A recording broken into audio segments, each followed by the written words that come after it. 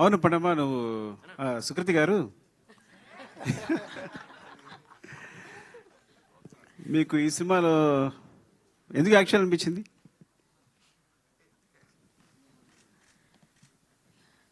అది కథ చదివినాక నాకు చాలా నచ్చిండే. బట్ అట్ ఫస్ట్ నేను సరే నాకు వద్దు, నేను స్కూల్ మీద ఫోకస్ అవుతా అని అనుకున్నాను నేను. మళ్ళీ మా డాడ్ వచ్చిండు. ఇప్పుడు పిక్చర్లో మా డాడ్ వచ్చిండు.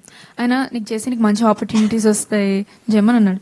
సర్లే చేస్తానులే అంటే నాకు మంచి ఆపర్చునిటీస్ వస్తాయి కదా, చేస్తాను నేను, డెఫినెట్గా చేస్తాను. ఎలాంటి ఆపర్చునిటీస్ వస్తాయని? మీ పేరేంటండి?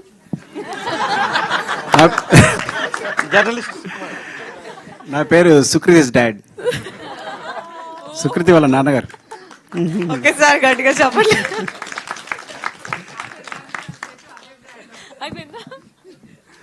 మీరు మీ అమ్మాయిని సింగర్ చేయాలనుకున్నారా, యాక్ట్రెస్ చేయాలనుకుంటున్నారా? సింగర్. ఓకే. సింగర్ చేయాలనుకుంటున్నా. మరి ఎందుకు ఈ సినిమాలో చేయించాలనుకున్నారు?